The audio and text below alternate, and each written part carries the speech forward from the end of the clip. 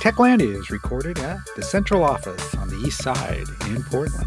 Central Office is a one-stop for all your office or meeting needs. Check them out at centraloffice.com.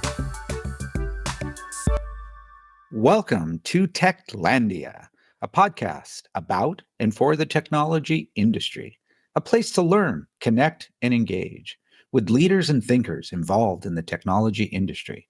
You can check us out at techoregon.org, Apple, Spotify, or wherever you listen. Thank you for listening and enjoy the show.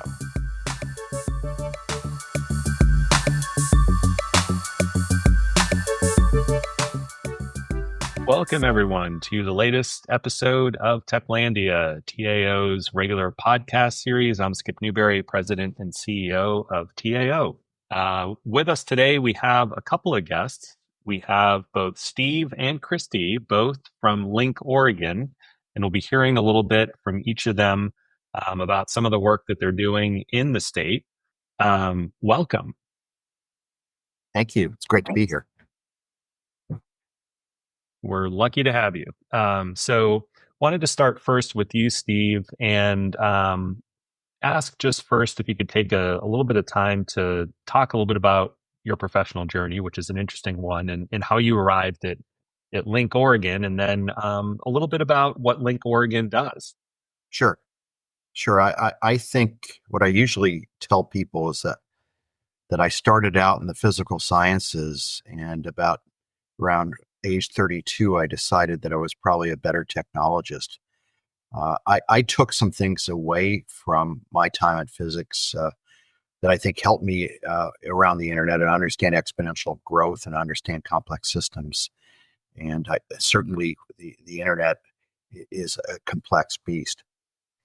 I've worked in several other states. I've worked in Washington State and also in Utah at those respective flagship universities. And I've also had a national job with a higher ed nonprofit organization known as Internet 2. So I think I have a pretty good feel for how these things are done in other states. And by these things, I mean government research and education networks, really building on experience I had in Washington State, north of Columbia, and in Utah. So but I've always been drawn to Oregon. I lived here for a few years in the late 90s. I had a chance to come back in 2015. I was the chief technology officer at OCCoE for about 3 years, and I really thought I was done with networking. Networking does take a lot of effort and travel, but they found me after about 3 years, and the opportunity to build something new was presented, and I'm really glad I took that.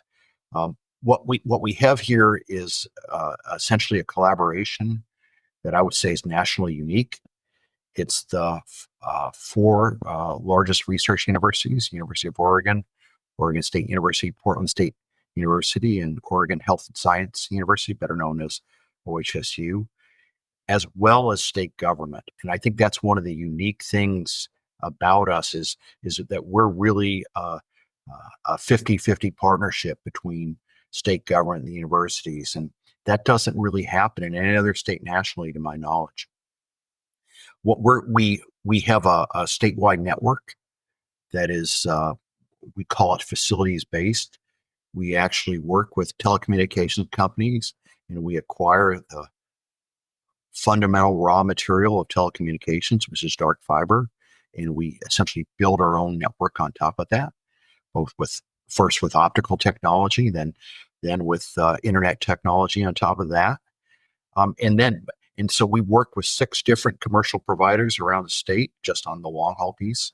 We work with a number of public and private entities to reach to the locations of our members in local communities. So that's a quick synopsis of what we do.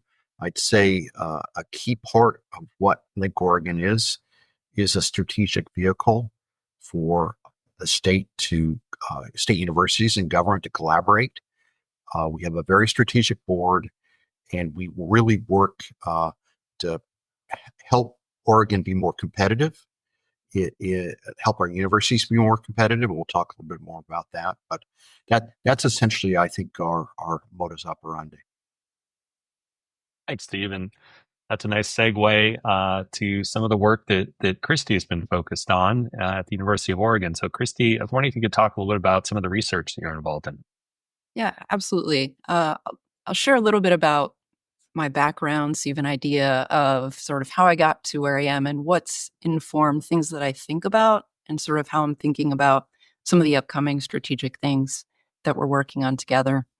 So I'm Christy Long. I'm the Associate CIO for Technology Infrastructure and Chief of Staff for Information Services at the University of Oregon. My professional journey is centered in IT in education. So my first 5 years were in K-12, and then I took a job at Penn State University. Penn State's a large research-intensive institution, and there I had roles in systems administration to director. Much of my focus in these roles were around technology and how technology can enable the mission. And at Penn State, I had the opportunity to lead the university's cloud strategy and implementation, where my work intersected with both research around capabilities with AI and machine learning in the cloud, as well as planning for a new cloud-based ERP.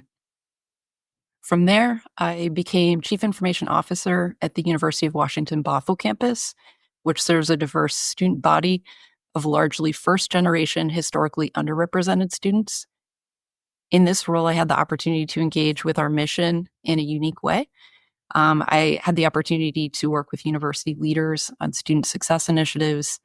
I was able to support faculty-led partnerships and helping faculty advance research. And that involved collaboration with the Seattle campus for access to high-performance compute resources. In my time at University of Washington Bothell, the pandemic happened, so I was also able to take a leading role in the shift to remote operations, including teaching and learning. Now, I'm at the University of Oregon, which is a large research-intensive liberal arts university, and my role is a mix of strategy with operational oversight. As an associate CIO, I'm responsible for our technology infrastructure portfolio. So if you think about core services like networks, servers, storage, those kinds of things, as well as research computing. And my teams also support technology infrastructure for events like the World Athletics Championships, the US Olympic Trials for track and field, and even ESPN Game Day. This past year, I had the opportunity to work on an ARL, Association of Research Libraries and Coalition of Networked Infrastructure, joint task force on AI futures with a focus on the research and knowledge ecosystem. That presented an opportunity to think about strategy in a different way. And I'm also co-lead of our statewide research computing group that Steve mentioned, which is comprised of research IT leaders from Oregon State University, Oregon Health and Science University, Portland State University, and the University of Oregon. Most of all, I love working in higher education. We have the opportunity to change the world. And every day, I make an impact on delivering world-class education to our students, expanding the boundaries of knowledge, and I'm hoping through our statewide research computing efforts to have a greater impact on helping our region and state prosper. So thanks for having me. Excellent. And Steve, back to you for this next question, which is when you think about Link Oregon, how does it play a role in the state's focus on competitiveness and the overall innovation ecosystem? What role does the infrastructure that Link Oregon helps to develop play? I think that's a good question, and I look at it two ways. One of which is a piece of physical infrastructure or a component of physical infrastructure, and then the second as a collaborative framework. We with this statewide network and the high bandwidth, high performance capabilities that we deliver to the research universities, we're able to support the large scale, broadly collaborative research projects that are now really required to make forward progress in so many disciplines. We've really moved past the environment where a single faculty member with maybe some some junior staff and graduate students can really tackle the hard problems. It's all interdisciplinary now. It generally requires resources from different campuses. So the network is a given, certainly at the National Science Foundation and at the leadership of research universities. It's sort of like what having a library has been over the last 100 years in higher education. You need that, and you need it to be good. The thing that I think is that we've done differently with Link Oregon is we've really tried to establish a framework that's about in-state collaboration. And I've worked in different states. I've been around university rivalries. I've been around Utah, BYU. I've been around Ohio State, Michigan, where I went to high school. We collaborate to compete, and the emphasis on in Link Oregon is on the collaboration. Our universities are going to compete on the athletic field. Our presidents and our lobbyists are going to compete in Salem every legislative session. But other than that, we should be working together. And we really try to identify projects that draw on the different universities. One that comes to mind is the collaboration between the Knight Cancer Institute at OHSU and the new Knight campus at the University of Oregon. Once the Knight campus was stood up, I was actually in a role where I oversaw research computing at OHSU, and the faculty of both institutions recognized that they had a lot in common and they could be stronger together. So I think part of this is enabling people to collaborate in ways they couldn't do before. Another thing I need to mention here is we're in a different era of the internet. And you can't have a network connection without having a security strategy and response capability. And so that's where the state legislature's decision to fund the Oregon Center of Cybersecurity Excellence, or Excellence in Cybersecurity, was so critical. And Representative Nathanson and Senator Woods and others played a key role in making that happen. So we view the CCOE as a key partner in our activities, because you really can't have a network without a security stance and framework for protecting that network. So I think hopefully that gives you a sense of why collaboration is important. I will say our original name was the Oregon Fiber Partnership. We didn't think that was say market ready, but there's two words in there that really describe us: fiber, because that's what we use as our raw material, but partnership is the other. And we partner with everyone, whether it's government, nonprofits, or commercial entities. And Steve, I'm wondering, you mentioned earlier, Link Oregon, in your mind, it is pretty unique relative to similar organizations around the US because of the fact that there is this like 50-50 shared investment and commitment really from state and universities. How unique is Link Oregon as an organization, period, relative to other states? I mean, does every state have one? Not every state has one.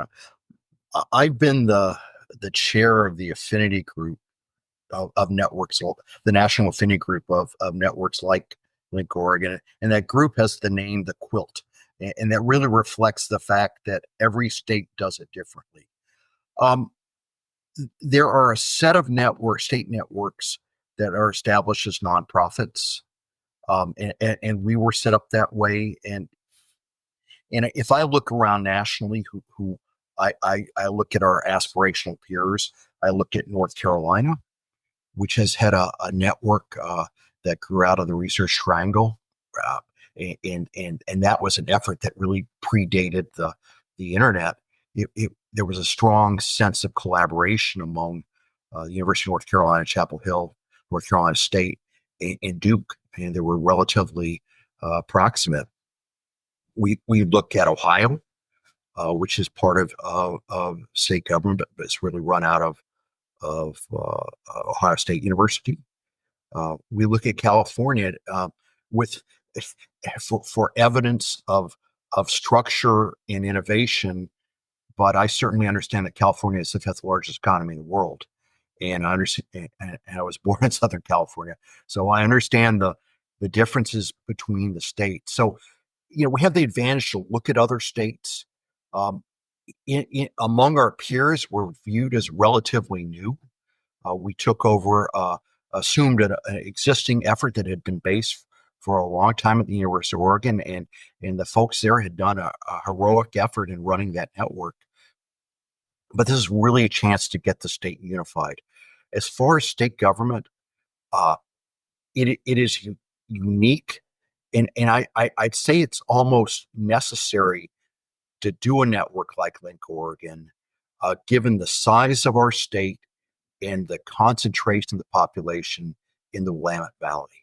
And that's what has made this partnership great. I need to do a shout out to Terrence Woods, who's our current board chair. He's been the state CIO from our beginning, and he's really been a tremendous supporter in understanding that this was a way for not only for the universities to collaborate and then go compete nationally, but for the state to compete. And so I think that's we're very grateful for that partnership. We've had representation from the governor's office on our board, and we've tried to bring a sense that yes, we're a network, but the network enables so many more things in terms of competitiveness. Thanks, Steve. And Christy, we've just heard from Steve about the impact and significance of Link Oregon and its work in the state. I was wondering if you could talk a little bit about how you view your work with the statewide computing research group and its impact in Oregon. Yeah, absolutely. Yeah, Link Oregon provides, both the physical infrastructure, but also provides an opportunity and a space for research universities to get together and have conversations, sort of like a neutral territory where we can all show up together, we lead, as opposed to one institution leading or it feeling like one institution leading. So I think that's something special that we're building here around community. One of the things that we focused on, so I've been here just over 3 years at the University of Oregon. And in October 2022, we brought research computing leaders together from OHSU, OSU, PSU, U of O. And what we started to do was build this community. And so we wanted to build relationships. We wanted to establish trust. We wanted to start sharing information and updates across our campuses so we had better understanding. Our researchers clearly communicate across campuses. Supporting the researchers, we also needed to communicate and work together. This allowed us to identify pain points across our institutions, to find opportunities to work together. And so it took time, just like any community does, to build. But one of the things that we continue to focus on was what opportunities we could do together. So in our time together, we collectively presented at a research conference called PERC 23. We planned our first ever, Oregon's first ever booth at Supercomputing 24, which happens in Atlanta next week. And we collaborated on a successful proposal for an NSF cyber infrastructure grant in 2023 for ORCA, which is ORCA stands for Oregon's Regional Computing Accelerator. So this was an initiative led out of Portland State University with collaboration across our institutions and research computing leaders. And essentially the ORCA cluster is designed to meet research and educational needs of both research-intensive and small and underutilized or under-resourced institutions. Sorry about that. And so it's a GPU-based computing resource that will be available free and supports many folks. So this was a huge win for us, and it sort of started setting us on this course to realizing that we can accomplish big things together, and that was really just the start. Most recently, we submitted an NSF campus cyber infrastructure grant proposal for statewide research computing and to develop a strategy across 8 public universities in Oregon in collaboration with Link Oregon. And so these are the universities that I've mentioned, plus including Oregon Institute of Technology, Eastern Oregon University, Southern Oregon University, and Western Oregon University. And so as part of the strategic plan, what we are aiming to achieve is to facilitate strategic planning across all 8 public Oregon universities and broader participation in world-class research, addressing acute inequities in research computing resources and services, especially at the smaller, under-resourced institutions, and supporting educational programs to build a skilled workforce for Oregon. And so this plan recognizes that we need to facilitate interinstitutional collaboration. Each of our institutions plays a special role in the landscape, and how can we maximize each institution's strengths and also identify opportunities and outcomes that can benefit students and faculty across every Oregon institution, regardless of geographical location. And so we put this proposal together. We hope to hear back soon from the NSF to see if our proposal is funded. Oh, it's really exciting. As you look ahead, I mean, the prospect of federal funding focused on these collaborative models and quantum is kind of the next gen, right? We've got a lot of focus right now around AI computing, and I think that's really captured people's imagination and attention in big ways. And meanwhile, we have quantum kind of like looming out there is kind of the next great leap forward potentially. And it's exciting to hear more about the work that you all are doing to better position Oregon in that space as a leader. Yeah, I feel like we're at a great point where we've built some of the capacity around having research IT and starting to recognize how we can work together. And we're also poised to solve some grand challenges, including advancing Oregon's economy. So with the resource that I just mentioned, ORCA, additionally, Oregon State University will have a new NVIDIA supercomputer in 2026. And so that resource will place OSU among the top tier of universities with world-class supercomputers. And so between these two resources, that really puts us in a situation where we can think broadly about technologies and how we can enable, again, research and education, everything from AI, of course, to quantum. Exciting. I mean, you can imagine kind of a hub and spoke model where you've got these nodes of research activity and broad access to students, startups, existing companies, accessing these resources. Like you said, in 2026, we'll have one of the country's top supercomputers available throughout the state through the network that links it all together. That's pretty cool. Yeah. All right. Well, if we look ahead a little bit to what you all are doing with Supercomputing 24, we'd love to hear from both of you kind of what the plans are for Link Oregon there, and also Christy for your work.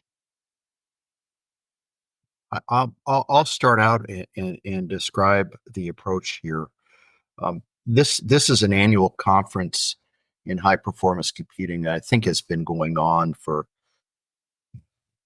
over 35 years now.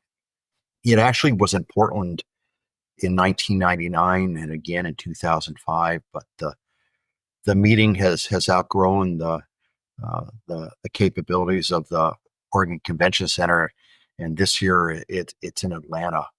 But it really draws as you'd expect, the vendors that operate not just in the high performance computing, but data, networking, and academic AI spaces. But it has a unique exhibition floor in that the nationally sponsored academic supercomputer centers, uh, primarily by the National Science Foundation, such as Texas Advanced Computing Center down in Austin, uh, or NCSA, which is in the cornfields in northern Illinois and Urbana-Champaign. That as well as other academic computing centers. Most campuses now have some type of research computing capability. It's essentially, as we indicated, like the network. If you're going to have a research program, you need to have that. And as we thought, as the coalition, in-state coalition, that leveraging the network and beginning to work more broadly, it was time for us to go to this meeting. I've seen other states, Indiana University do this about 20 years ago, about 10 years ago, Clemson University, which is really playing a leadership role as the land grant in South Carolina, do this. So we felt we'd achieved critical mass. What we're going to do is basically highlight the activities of all 5 of the research universities, and including Oregon Tech in that group, as well as the network capabilities we have at Link Oregon. And so maybe I'd use the phrase coming out party, or but it's a chance to send the message to program directors at the various federal research funding agencies, National Science Foundation, Department of Energy, NASA, about that things are happening in Oregon. It's a chance to talk to other faculty, some of whom may want to come to Oregon, and certainly to try to recruit graduate students and postdoctoral researchers, the engines that these research programs run on. So, I think the objective is to show the capabilities. It's the first time we're there as a state, but it's also a chance to start a tradition and build on it in future years. The conference is very unique. They have a very high speed network that gets stood up for about 4 days, and we're gonna, in coming years, we'll think of network based demonstrations that we can do in our booth. Excellent, Christy. Anything you'd want to add in terms of your hopes for Supercomputing 24? Yeah, I think Steve covered it beautifully, and I do see this as an opportunity for us to get some of our research computing efforts up to the national stage, and also start to get Oregon on the map. So this is a huge step for us and part of the journey, and continue to look forward to what we're going to do next together. Excellent. Well, I'm excited for what you all are doing on behalf of the state, and I wanted to say thank you for taking some time to share with us and our listeners what you all are up to. As we wind things down, I just wanted to see if you had any kind of closing thoughts, either one of you. No pressure, of course. You may want to leave for our listeners. Skip, I want to follow up on something that you said about quantum. Mm-hmm. I like you think that quantum is a very interesting technology. It certainly can change the nature of computing.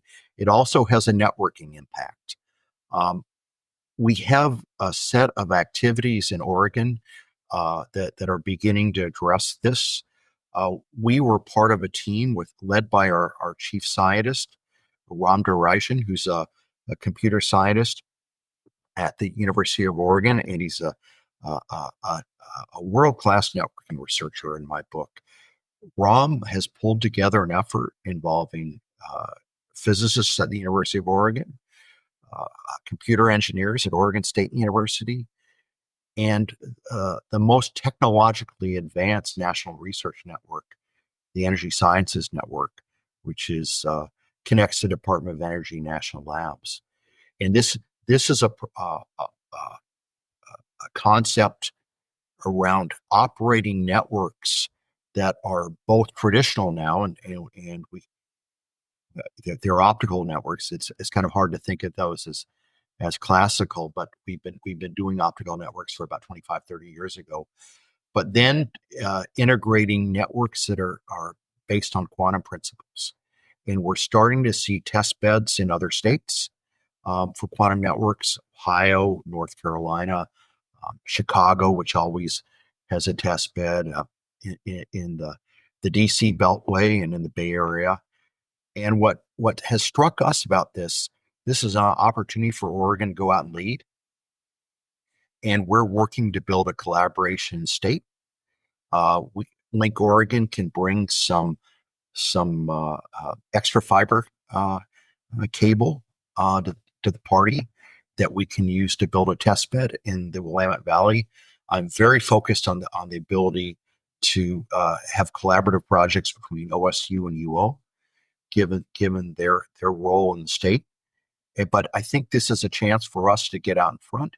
We know Intel has capabilities. We're very interested in pulling that together. So I think that's one thing I'd like to leave. The other thing I'd say is I think what is happening at OSU with the donation by Jensen and Lori Wong. Jensen, of course, the founder and still the CEO of NVIDIA. They were both Oregon State University undergraduates. That's where they met. And they have made a truly transformative donation to a university. And what that's going to enable, it's going to drive our network. I expect that Oregon State University will be the first 400 gigabit per second connection to support that facility. I know the UO, OHSU, and PSU will be right behind them. But this is really, we don't have a lot of dots on the map in the state in terms of capabilities. That's why I think the competition for the National Semiconductor Technology Center is so important. And I think having something like that computing capability, once you get these things, you can build on them. And I think that's a lesson that we bring from other states. Well said.